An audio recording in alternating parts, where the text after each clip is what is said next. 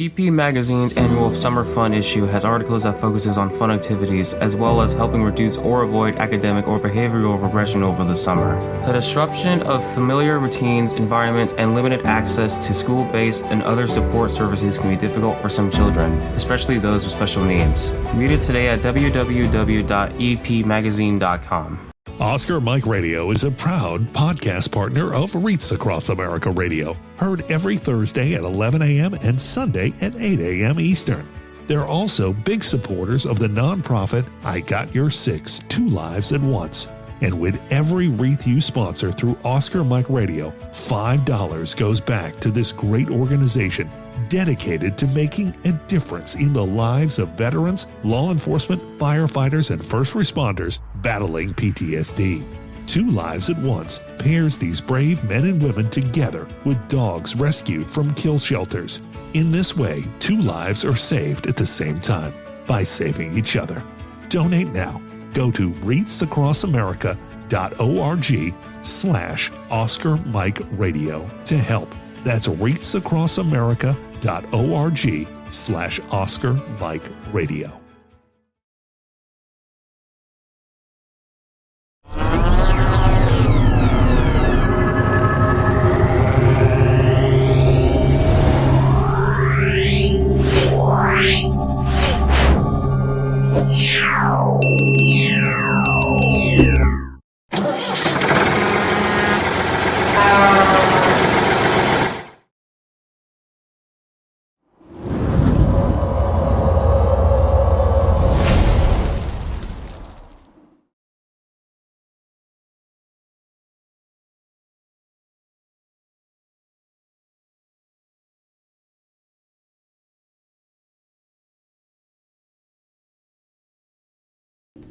Suicide is preventable, and each of us has a role to play in suicide prevention.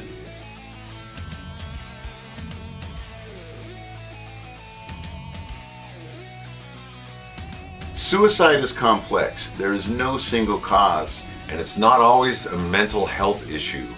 It could be loss of a job or home, financial or relationship issues, pain, or leaving the military. Suicide does not discriminate. It affects all ages, races, and genders, veterans or not. If you know a veteran who is struggling, connect with them. Let them know help is available. There is quick and easy access to services in times of crisis. Dial 988, then press 1. Talking about it is okay. Don't keep it inside. Don't be ashamed. Don't wait. Reach out. Find resources at va.gov/reach.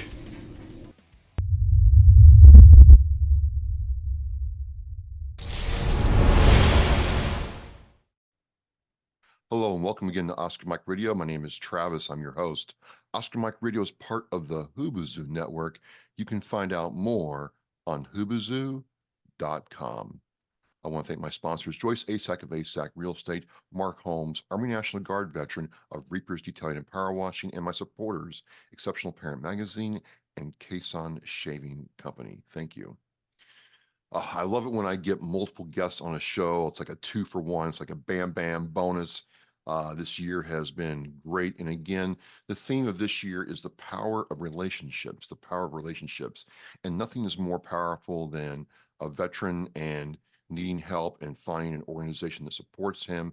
And my next two guests really embody that. I want to welcome Ty Baras, Army veteran, and Brendan Butler, CEO of Retrieving Freedom, to Oscar Mike Radio. Gentlemen, welcome to the show. Hi, Travis.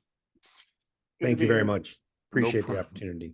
Absolutely, absolutely. So Ty, we got connected through Laura, and Laura told me a little bit about your story and what this meant to you and how your life has changed because of Retrieving Freedom.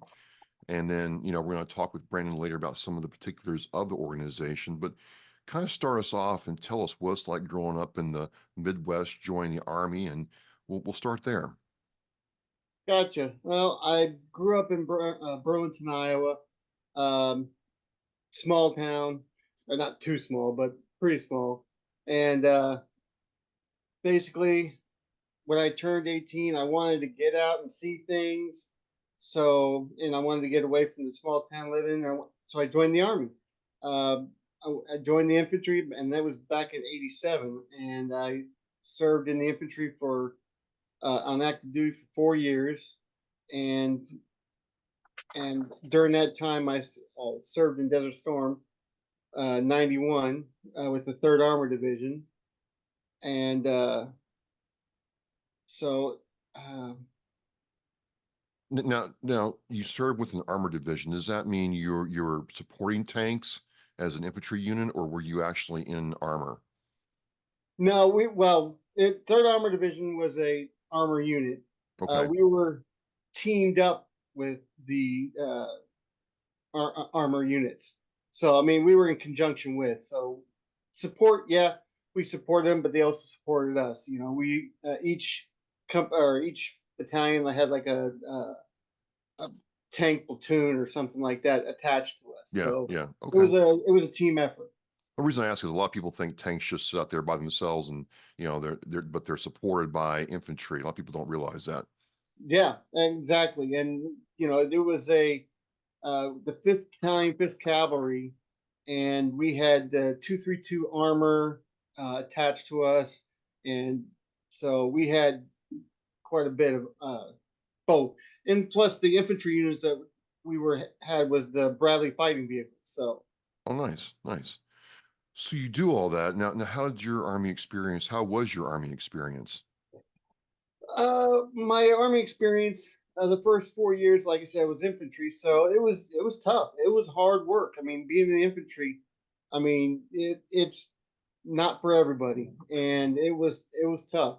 You know, lots of field problems, lots of exercises, and then of course towards the end of my infantry career on active duty, we got sent overseas. You know, and it was during the time of the Cold War.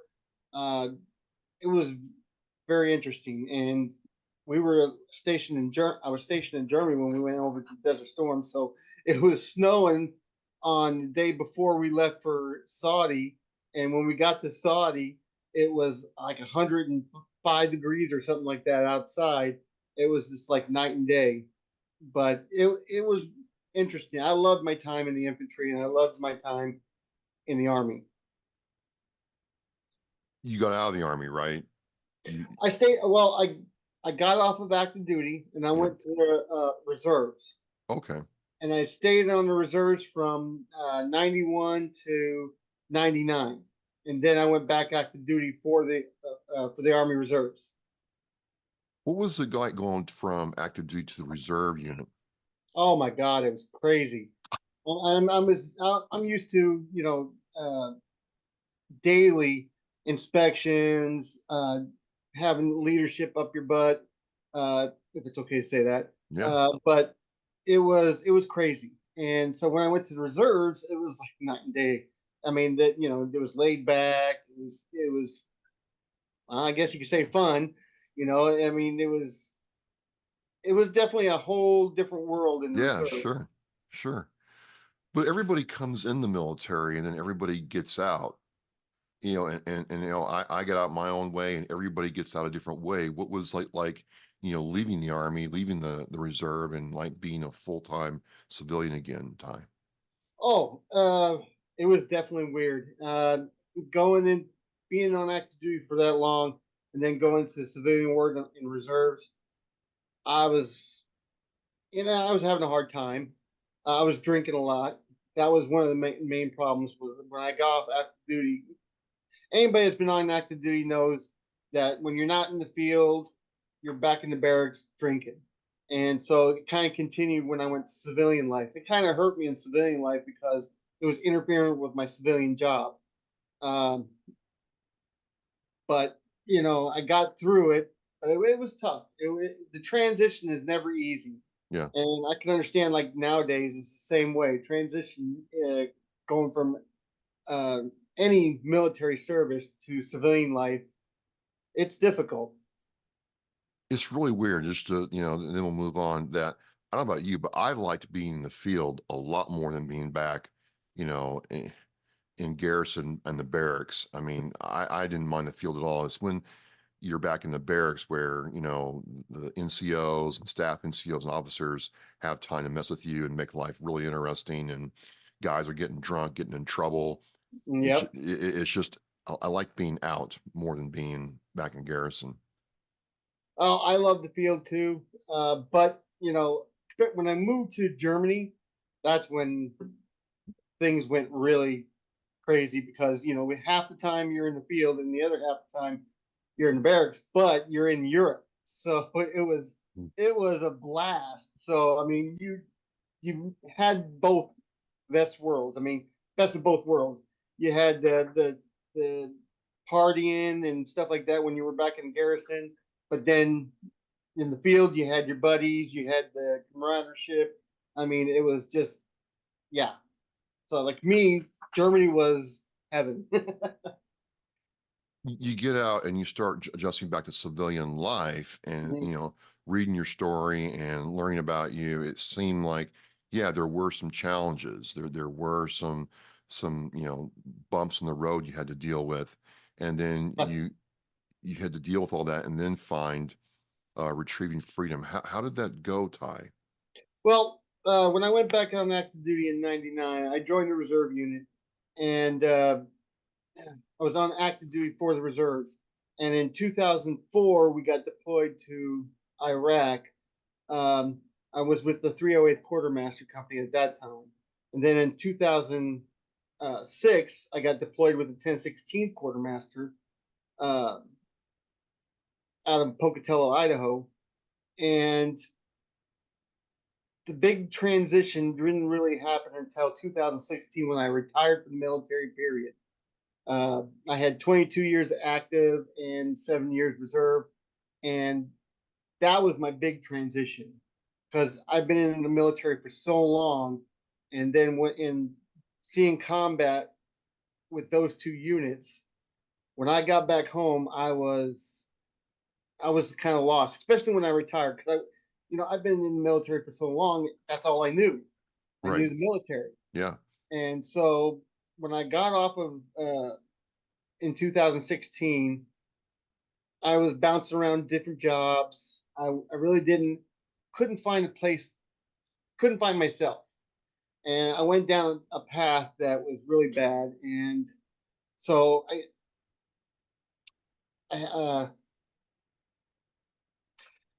I had to get some help. Okay. And my family and my friends saw that I was in desperate needs. They caught me in time before I did something stupid. And they got me help. I went through the VA. I was still having a hard time. I was getting help. I was still having a hard time, and somebody had, I think, at one point, somebody had a dog or something like that, and mentioned service dogs.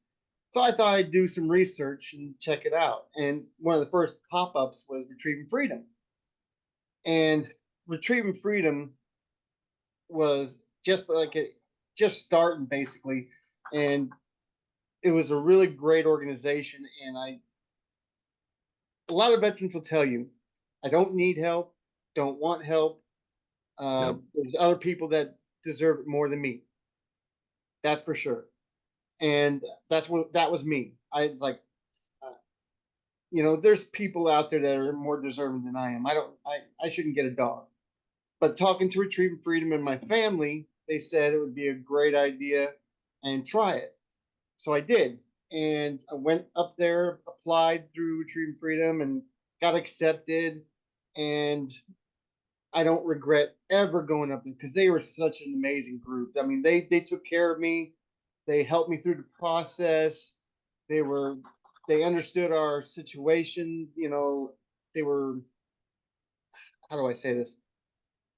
They were very accommodating. That's the word I want. Accommodating with especially our situation. Um, and they, you know, they had other veterans up there going through the same process, and so you could talk to each other, and it really did show me that I could use a dog.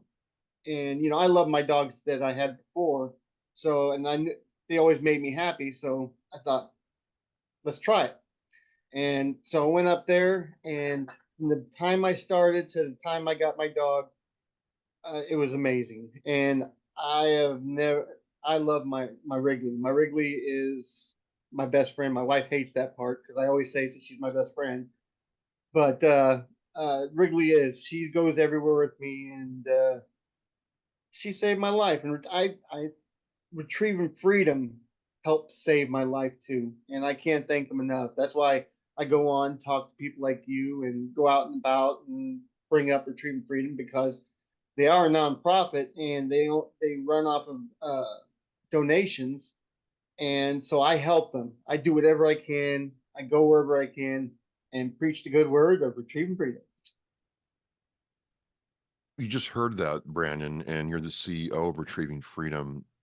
What's that mean to you when a veteran or someone who has, taken advantage of one of your programs has that kind of testimony about the services you provide? Personally, it means I'm in the right place, doing the right job. I'm new to this role, so I just started in January. And I have to say first that I personally am not a veteran. My father was a veteran and my grandfather was a veteran. And growing up, I had two very different stories. My grandfather was a World War II pilot, shot down over India, survived, had an unbelievable experience in the war, truly of that greatest generation. My father was 19 years old and married to my mother, helping take care of her mother, working full time for his father, and going to school at night at Purdue Calumet, thinking he had enough credits to be diverted from the draft, and instead was wrong, thanks to a college counselor, he says, and was in the last draft class ever. He didn't have to go to Vietnam, but he ended up having to be an MP in a base in Tennessee and guarded prisoners coming back and other things. So he felt like his life had been interrupted, and he did his 2 years, he did a good job, and he got out and never even really talks about it. So going into the military wasn't an option, really, in our house. It was, you're going to college. And that's kind of what happened until I was with my grandfather on 9/11, and he was dying of cancer, and we were in a fishing camp up in Minnesota. He was in the cabin, and I'd gone out fishing that morning, and I was listening on the radio as the towers were hit. I went back to camp, spent the day with him and some other old timers, most of them veterans, in a fishing camp saloon, listening to them tell stories about this comparison to Pearl Harbor. And I got all fired up, and I went back to Purdue, and I actually went to a Marines office and talked to them about signing up. And their suggestion, and I hear all the time, like, you must have talked to a really good person, because their suggestion was, go back and finish your senior year of school. This is September. In 9 months, you're going to graduate from college, and then come back, and then, we'll enlist you or enroll you as an What? officer. Yeah. A Marine recruiter told you that? Yeah. Yeah. That was Wow. that on the Purdue campus in West Lafayette, Indiana. Yep. Right after 9/11. So I went back to school, and, then all the horrors started, and I knew a family who lost a son, and I think my mentality just changed, and I didn't do it. And now looking back, it's a pretty big regret. I really wish I would have served. I even looked up a couple of years ago if I was too old to join the National Guard. I'm too old to join the National Guard. That really hits when they're like, no, we don't, you're too old, man. Like, we don't want you now. So I feel like, given this opportunity to serve folks like Ty, folks like yourself, those who have put it all on the line for this country, it's an incredible responsibility, and it's an incredible opportunity to do something that matters. I did some work about 10 years ago for the family that is really our major benefactors, and that's the Hayden family out of Sedalia, Missouri. They own and operate Starline Brass, which makes premier premium ammunition brass for handguns and long guns. And I ran into Bobby, who's now the CEO at a football game, at a Mizzou Tigers football game last October. And he asked me what I was doing these days. And, I had run as executive director or CEO, the state's largest conservation nonprofit for 5 years out of Jefferson City, the Conservation Federation of Missouri. So I had nonprofit leadership experience, but I'd gone into renewable energy, and honestly, the financial side of the renewable energy piece is what attracted me there. And then the cutthroat nature of the business and everything really ending up being about the financials was what made me want to look for something that had, a little more meaning. And Bobby caught me at the right time. He said, "Come down and see this facility." So I did. I went down to Sedalia, and I think just by the grace of God, there was a veteran and his wife in residence. So we have a wing of our campuses. So we have a campus in Missouri and we have a campus in Iowa. Ty's from up in Iowa. Okay. And when you come to our facilities as a client, everything is taken care of for you. We have very nice rooms, full on suites, private bathrooms that you stay in. All you got to do is get there. So I went down to the Sedalia facility, and Ivan and Mary Jo were in residence. And Ivan is 75 years old. He was a machine gunner in Vietnam. I actually did a podcast with Ivan from my own podcast, and he talked about openly. He's like, I killed my first man when I was 19. I killed my last man when I was 22, and there was lots of them in between there. And now those people haunt them. And, I think I learned quickly from him that issues with PTSD don't necessarily get better with time. I think the common average person would suspect that. I think I suspected that. You think, well, time heals all wounds. Well, not always. And for some people, it gets worse with time. And that's what's happened with him. But what really got me, like what really tore my heart out, I mean, I literally stood there in tears. And I looked over and Bobby had tears in his eyes too, is when Mary Jo started talking about what it's like to be the family member or the service provider of somebody dealing with these mental health issues. And the fact that she loves her husband as much as she does, I mean, it makes us all just wish for that kind of love in our life. And how she has provided 43 years of service to him, never leaving his side, not wanting to leave the house to leave him alone, not being able to engage in her church groups the way she wanted to for fear of leaving Ivan home alone. And then they found retrieving freedom. And now they have a dog named Arby. And because of Arby, she has her freedom back as well, or at least much more of it. And that was really the light bulb moment for me. That's when I said, I have to do this. I'm being offered an incredible blessing and an opportunity to be in this role. And every time I meet one of our clients that have been long established, like Ty and a number of others, it's incredible to hear the work that this organization has done.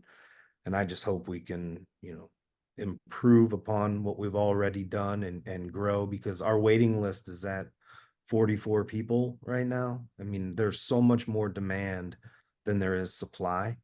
And as Ty said, the only way we can provide these dogs, which have over $50,000 each in training, to these veterans for absolutely free, is through the generosity of corporate support, individual support, and hopefully we can get some government grants in the near future, although we don't have any that we're operating on right now.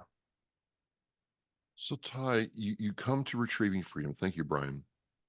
And you start going through the process. What was that like? How long did the process take? And what was your kind of like approach mindset as you're being, I don't know if this is the right word, Brandon, bonded to the dog? Yeah. Well, when you first start, you got to go through the Retrieving Freedom trains you up first. So, like the first year, 6 months to a year, depending on your availability, they work with you. You train with all kinds of different dogs. None of them will be your service dog at first. So you're getting prepped. They prep you. They train you, um, so that when you do get a dog, you're ready for it, and that you can be a better handler, I Yeah. guess you could say. Um, so, and now during my time, COVID hit, so mine got interrupted for quite a while. But when I went back and started up again, that's when they started the placement process. In the placement process, they start putting dogs that you might get placed with you, and they start training you and the dogs to see which dog fits you or which dog you get to work with. I'm sorry, but then uh, once you find a dog, and I'll tell you a quick story. Sure. Wrigley, when I went up there, it was getting close to like my second or third time back, and this one day they brought three dogs out. First dog was great, but there was no connectivity. Second dog, awesome dog, but no, didn't really connect with. The third dog was Wrigley, and Wrigley came out running. She saw me, came running to me, and was just all over me. And when that happened, I knew. Wrigley knew, I knew, everybody in the room knew that Wrigley was my dog. And after that, we, I couldn't wait to get Wrigley back home. But you have this process, they once you find a dog, they go ahead and the first time is a weekend with the dog, then a week with the dog, and then a month with the dog, and then placement, something like that. And when I brought Wrigley home, it was amazing. My dogs, my family fell in love with her. She was an awesome dog, and still is. She's an amazing dog. That was the placement process for me. Yeah, what So Ty doesn't know is we were very adamant that Wrigley go to a person in Iowa. There was no way we could have a dog named Wrigley down here in Missouri with all these Cardinal fans. So I was going we to set him say, up pretty good. We set him up. so what's it take? How do you evaluate if a dog, Brandon, is suitable for training? And how long does that training take to get it ready for the person in need or veteran? So it's about a 50-50 washout process on dogs that we bring in. So a lot of different service dogs do it a lot of different ways. I do want to acknowledge the fact that one of the things that sets Retrieving Freedom apart is that we're ADI accredited, meaning we're accredited by Assistance Dogs International, which is the largest really trade organization of assistance dogs throughout the world. So we have a really high standard of protocol for our dogs. There's only 87 accredited organizations in North America. So if anybody's looking for a service dog, that's a question you want to ask, because only ADI dogs can be covered by the VA. And I think Ty can maybe explain a little bit more about that. But we have our own breeding program. So we have a number of female dogs that we have a process of breeding, and they've been selected based on great genetics and health and all the tests being passed. So hopefully they have great healthy puppies. Those puppies go into what we call our foster program. So they'll stay in house until they're roughly 3 months old, and then they'll go into a foster program where they're going to come out of that between a year and a year and a half old. And while they're with those puppy fosters, and these are people that, have a big place in their heart for our veterans, we also serve children with autism and dogs. So if anybody is thinking of a way that they may be able to help with this organization, being a puppy foster, it's an amazing responsibility and role, and you get to play a huge part in placing these dogs. But anyways, the puppy fosters have basic training that they provide to the dogs. Your sit, heel, all those commands that can be taught through a reward system of treats and such. In that process, we can usually figure out if a dog is going to be conducive to going on to service, because they have to spend a lot of time in public. A really, really well-trained service dog is going to go on an airplane and not make a peep, can do all the things that it's supposed to do. And, to be able to get them through that entire rigmarole of being integrated into families, being around other animals, being around other people, being in public, being on transportation, that's really where a puppy raiser can help us. So once a dog seems like it's going to make it, we push it into really our phase 2, which is bringing it back into the facility and then starting to work with, potential clients. And as Ty said, you work with a lot of dogs throughout your time. And that's really so you can learn how to become a handler, and how the dog can learn how to be handled by numerous different people. So it's about a 2-year process to get these dogs ready and prepared. Think about it in the sense that you wouldn't want to give an unruly teenager to somebody to handle. And that's why the dogs have to go through such a long process and gain maturity to be ready for the services they'll provide. Wow. One of the things that comes to mind is, I hear organizations giving out emotional support animals and service dogs. Yeah. It's my understanding for both of you, question for both of you is those are two very different things. And it also, well, let me ask that first. So for your case, Ty, an emotional support dog wasn't really applicable. You needed a true PTS service dog. And then Brandon kind of followed that up with telling me the difference between emotional support and a service dog, because a lot of people get that confused. Well, for me, an emotional support dog really didn't fit because also I have other disabilities, like I have chronic back pain, uh, PTSD, anxiety, um, things like that. And Wrigley was trained to help me with that. Like Wrigley will pick up if I drop my cell phone, she'll pick up my cell phone, my keys, cane, whatever I drop on the ground, she'll pick up for me as long as I tell her to. And also, she's trained to brace for me. Like if I'm in the sitting position and I say brace, she'll come up to my front and hunker down, kind of, so I can brace myself get up. So a service dog for me is a dog that does certain tasks, and I'm sure Brandon will cover that here in a second.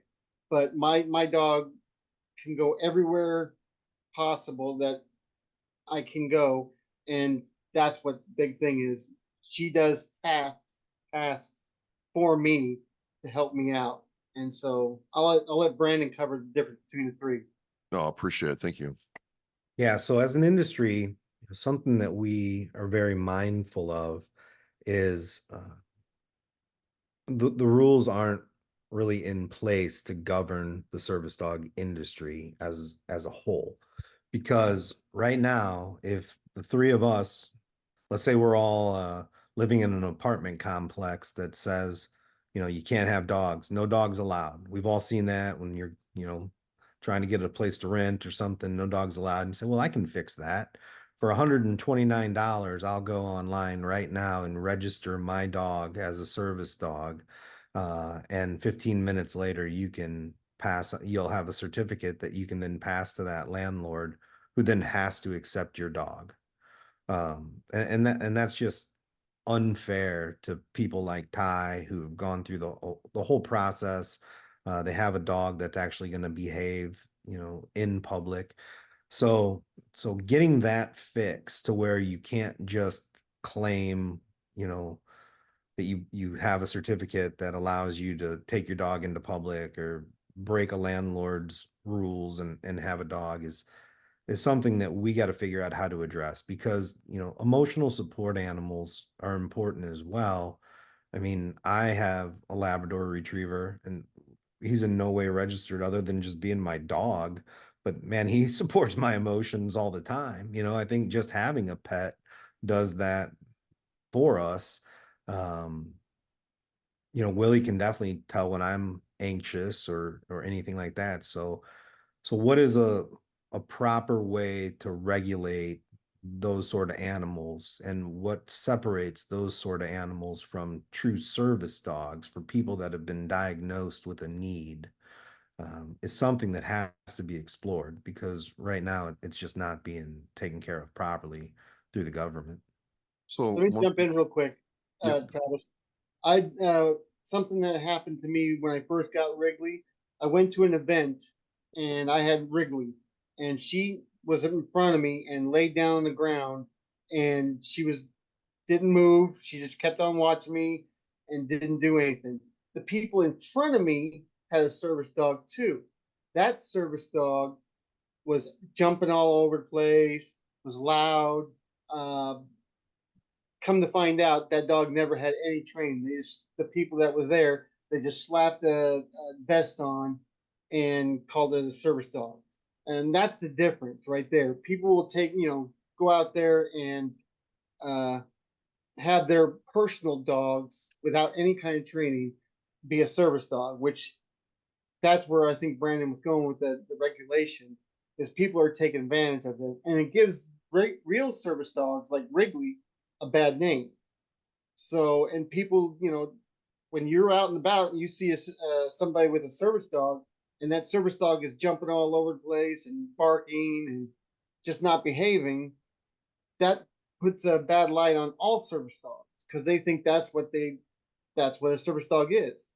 When in the reality, a real service dog is well trained, well behaved, well taken care of, and is truly a life saving tool for whoever has that service dog. it's a specialized piece of equipment that, is very personal to you, but serves a function. Absolutely. Veterans have what's called a tool bag, right? Right. You have the VA, you have your family, you have your church, um, you have therapists. For me, I have my service dog. All those tools in my tool belt help me basically stay alive. And that's where a lot of people don't understand what a service dog, what the capability of that dog is, Well, and that's to save lives. the reason I brought it up was for that reason. You all kind of answered the question before I even asked it. But in my area, there was a quote service dog close quote that acted up in a meeting, and it turned a lot of people off to the aspect of service dogs. Like, what he's wearing the vest, he's got the patches all over it, but is jumping on tables and jumping on people. And enough people there knew that this dog was not supposed to be doing that, and it really caused problems. And that's my concern, that this resource is going to not be taken seriously. A You good got service dog, a good service dog, you won't even know the dog is there. When I go yeah to a restaurant, when I leave the restaurant and people see the dog was under the table, they go, "I didn't even know you had a dog." And that is why it's so important to get the word out about what a real service dog does. That my Wrigley will sit there under the table, be good, leave the food, won't bark, won't do nothing. And if you don't know that the person has a service dog, that service dog is doing his job. nice. Yeah, and it's one of those situations where people are probably just going about this thinking it's a victimless, I'll call it a moral crime. There's nothing illegal about it. You can go online and do it, but morally, you are victimizing people like Ty, and you're victimizing an industry that truly serves a role by essentially impersonating it.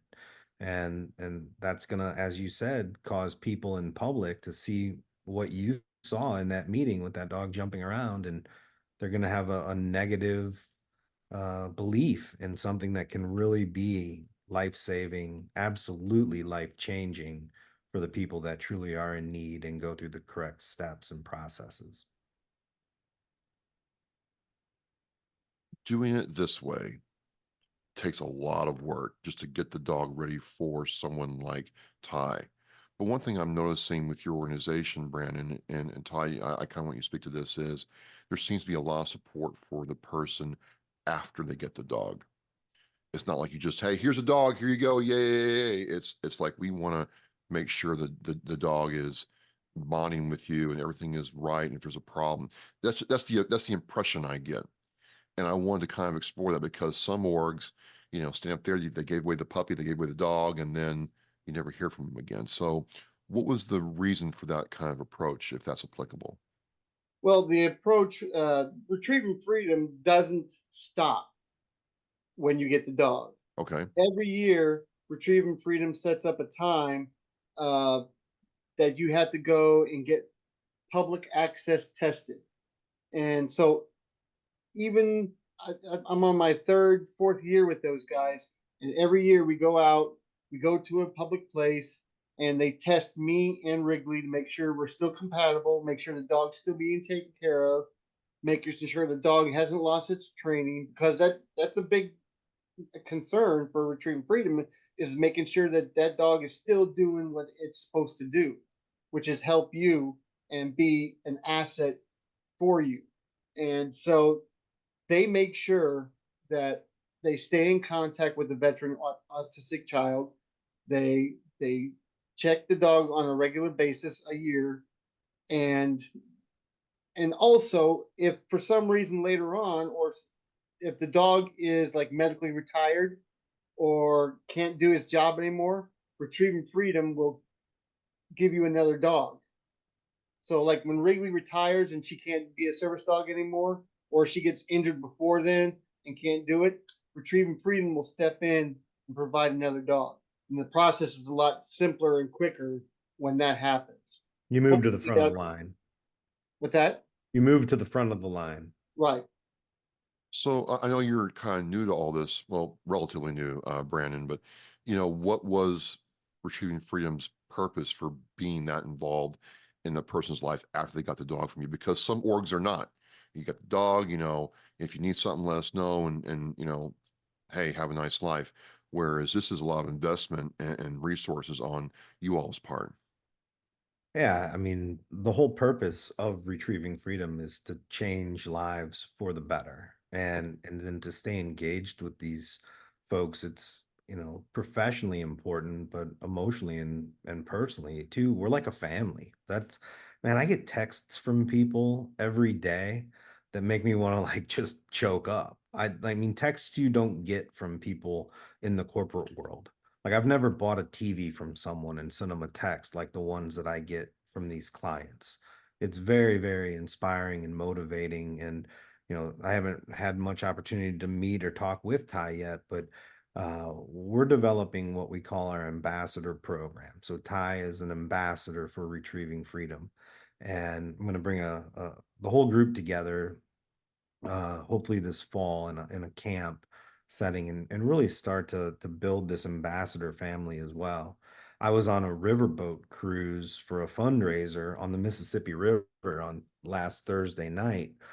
And we had a 10-year-old autistic girl and her mother on that cruise with us.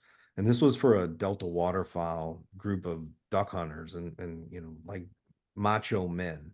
And I brought Hannah onto that boat, and the mother told that story, and it moves people, man. I mean, the way that this improves individuals' lives and the lives of those people that care for them and are around them. Like Ty, I'll put you on the spot right now. Like I venture to guess right prior to coming to Retrieving Freedom, you would have imagined yourself doing radio shows and podcasts and being like this much out in the public eye.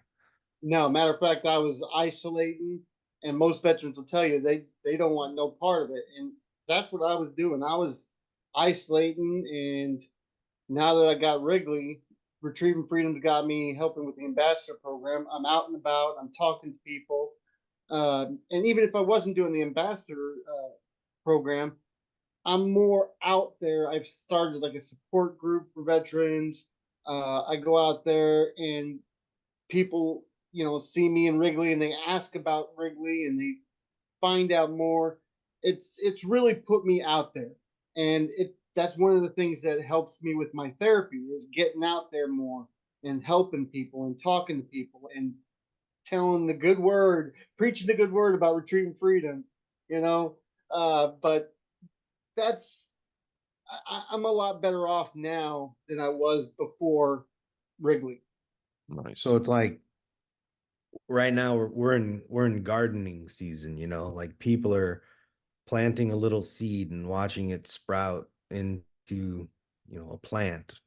And that's what it's like. It's like we're planting these seeds of hope and watching it grow in these people and watching them change and knowing that there's a good chance their life wouldn't be going the way it's going now in this positive direction if they didn't have this dog, this constant companion.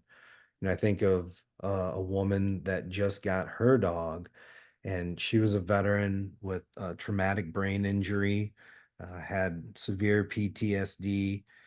She came into the facility unable to make eye contact, from what I understand. I wasn't there for the beginning, but I was there for the end. And she was, as Ty was talking about, like completely isolating herself, like no interest in the outside world, no interest in communicating to people, didn't want to look you in the eye.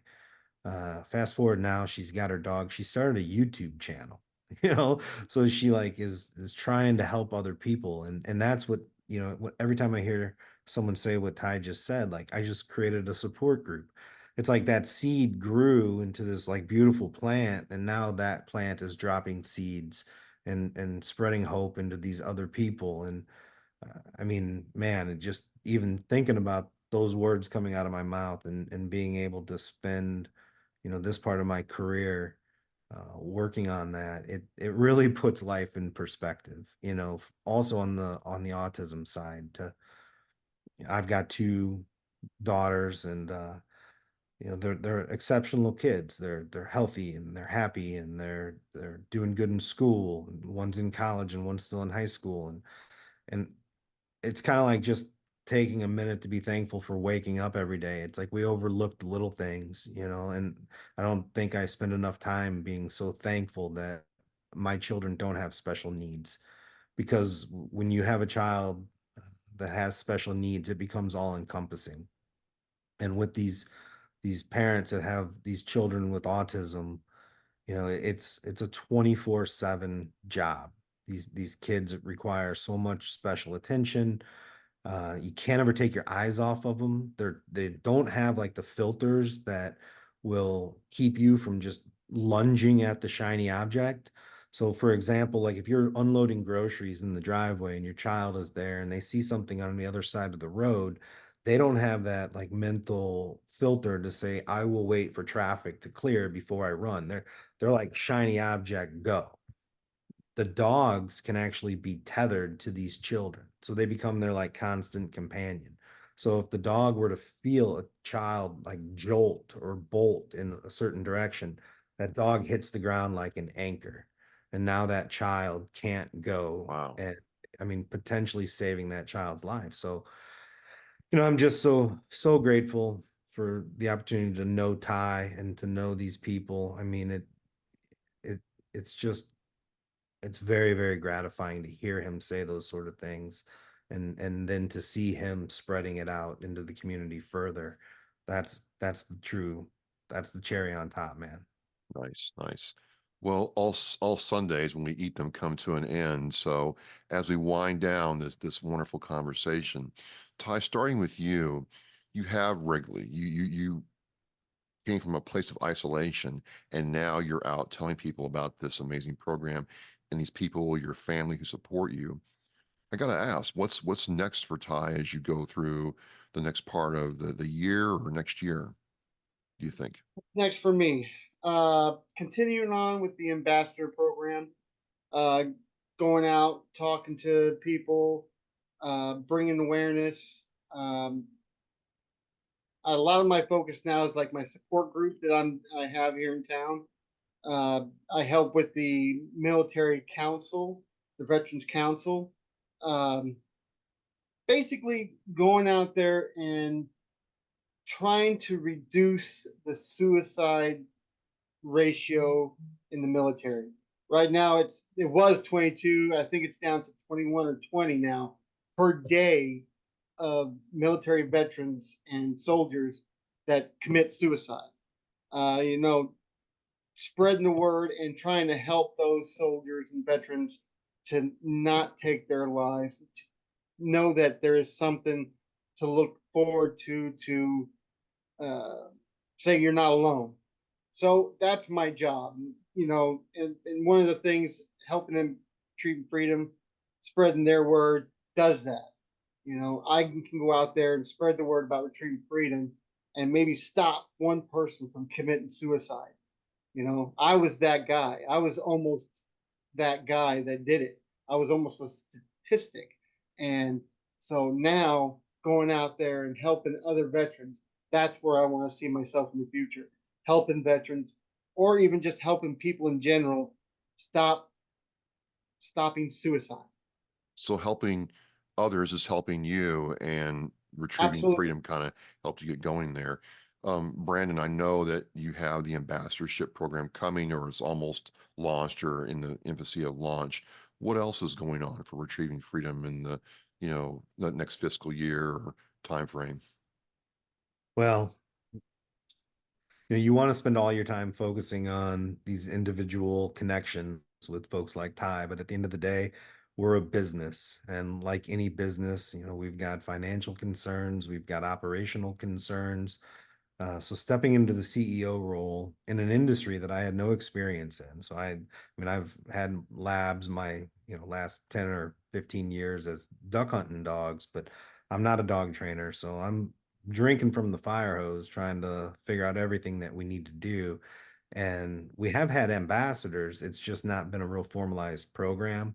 So getting that formalized and getting them some training, like, God bless Ty, because we haven't ever sat him down and said this is how you do a radio show or anything like that. These guys just jump on and they jump in with both feet. So I want to start supporting them with some resources, like materials that they can have to take with them to events, and some tips and tactics on interacting with the media and stuff. So that's a big one. Getting more financially sound. I mean, we're a 12-year-old organization at this point, really been placing dogs for about 10 years. And there's been growing pains like most startup organizations. They've been through a few different iterations of leadership. I plan to dig in and figure this out and get it on good footing. I can say after 5 months, I have no interest in going anywhere. Like this is a challenge with a reward like I've never experienced before. I mean, I truly feel like it's God's work, and I'm very very eager to partner with folks like Ty to spread the word and make sure more people know about it. So, with that, my job really does come down to kind of setting the course, defining the culture, and figuring out how we raise enough money to move forward. And if there's anybody out there listening that would be interested in supporting retrieving freedom, we've got all kinds of different ways that you can donate. One thing that we're doing right now is we're creating a business alliance. This is like a special membership category for corporations. It's $10,000 a year. We're a 501c3, so there's tax benefits for that. If there's any businesses that are looking for a charity to support and would like to help save and change veteran lives, we'd love to talk to you. At the real base level, a lot of nonprofits have memberships. You think about like a Delta Waterfowl, they charge you $40 a year. You get, a magazine for that. And that's kind of a common practice. Well, it's that $40 times however many hundreds of thousands that pay the administrative fees and keep the lights on in the building, keep the dogs fed. Your major donors are really wanting to work more on programmatic stuff. So we're trying to institute a base model of some fundraising where anybody could give, $10 a month, which that Sure. adds up and helps immensely. Quickly. So we're launching a challenge coin program that's going to be coming out in the next, it'll be out by the time this airs. So we'll have a challenge coin program where if you commit to giving $10 a month or more to the organization, we'll send you a challenge coin. It'll be numbered from 1 to 1,000. And then your challenge is to get the next person to do it. And we want to track and see how far these different challenge coins can go, and then give prizes and have some rewards for folks that move their challenge coins forward. So I think that would be neat to show a strong network of small donor support. And then to continue to learn how to do our operations better so we can place more dogs. You know, the way Ty went through it, he went through it where you kind of come in for a few days, then you're off for a few months, and you come in for a few days and you're off for a few months. And I've kind of experienced this through my own private pilot's license process. Like I got my pilot's license, but it took me like 2 years to do it. And I kept wishing I was one of those guys that could afford to just go to one of those schools where in 14 days you come out of it and you're a pilot.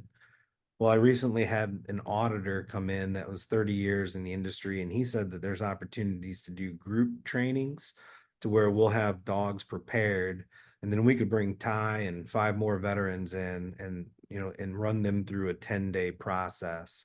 So it's kind of like just shifting the assembly line a little bit and speeding up the process. And if we have clients that match that kind of a timeline, you know, we could bring them in. They'd have some brotherhood in being together in that time.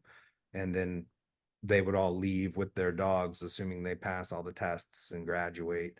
So we could start placing out these blocks of dogs, 3 at a time, 6 at a time, and really get more people the dogs that they need to change their lives.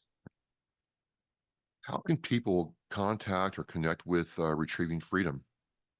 It's retrievingfreedom.org, and that's going to be the best way. My personal email is just brandon@retrievingfreedom.org. You know, I encourage you to check out the website. There's a few videos on there. Like everything, when you take over an organization, you know, you see holes. I'm working on the website. I'm hopeful to have a more robust content creation aspect of it to where we're sharing more stories. People need to hear from Ty. People need to hear from our other ambassadors. So we're working on a lot, man. Well, It's like full I steam said, ahead. Full steam ahead. well, Ty, I just want to tell you, I mean, you know, I don't know how many podcasts or shows you've been on. You just were great and very. My number one.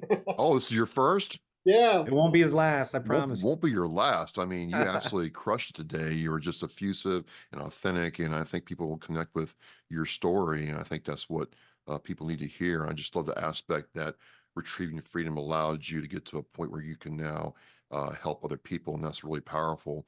You know, Brandon, just the power of relationships and the purpose to help those, it never gets old to hear about. So thank you for sharing so openly. So Travis, again, yeah, go ahead. hey, real quick, one thing we didn't cover was the VA. The Okay. VA now pays for all the medical treatment for your dog. As long as it's a certified service dog, the VA pays 100%, pays for your insurance for your dog. So all medical procedures, medicines, you name it, whatever the dog needs medically is covered by the VA. Yeah, Nice. that's a great point. Just real quick to add on to that. There are other service dogs organizations out there doing good work and producing some, you know, good dogs. But if those dogs are not from an ADI accredited service Yeah. dog organization, you know, then you're kind of gambling on what you're providing to this veteran. So you're taking somebody who's already got stress issues, PTSD, you know, maybe even something more severe, and then you're giving them this dog that, you know, God forbid it gets cancer or it has some kind of very bad, you know, physical accident or issues.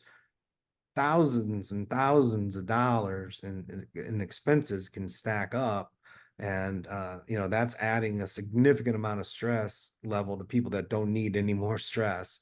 And our dogs, as ADI accredited dogs, and the other, you know, ADI organizations are, as Ty said, covered by the VA. So it's going to take you a little bit longer to go through the process probably for an ADI dog, but you know, you're getting what you pay for, and you're paying nothing. So it's a good deal. Absolutely. Absolutely.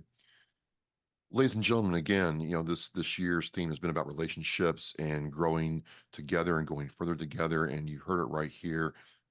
Retrieving Freedom is one of those kinds of organizations. Ty, I want to thank you for coming on and sharing so openly, and Brandon giving us a different perspective.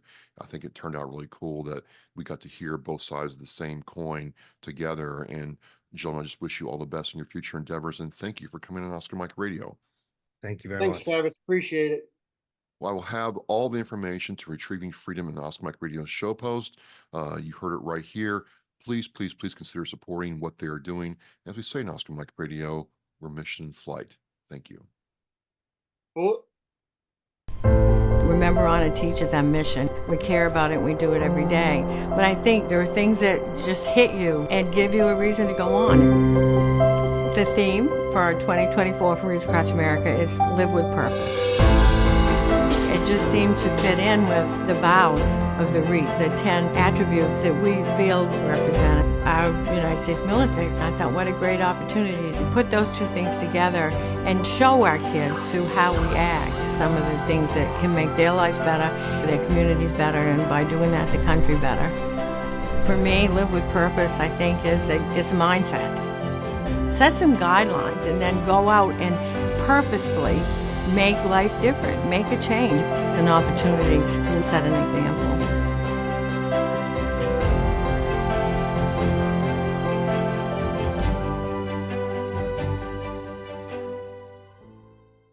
Thank you for listening and watching Oscar Mike Radio, where our active duty service members and veterans are in action and the mission is in flight.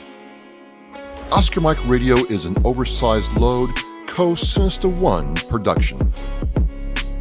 If you are a veteran or know a veteran who needs help, please dial 988 and press 1 for the Veterans Crisis Line.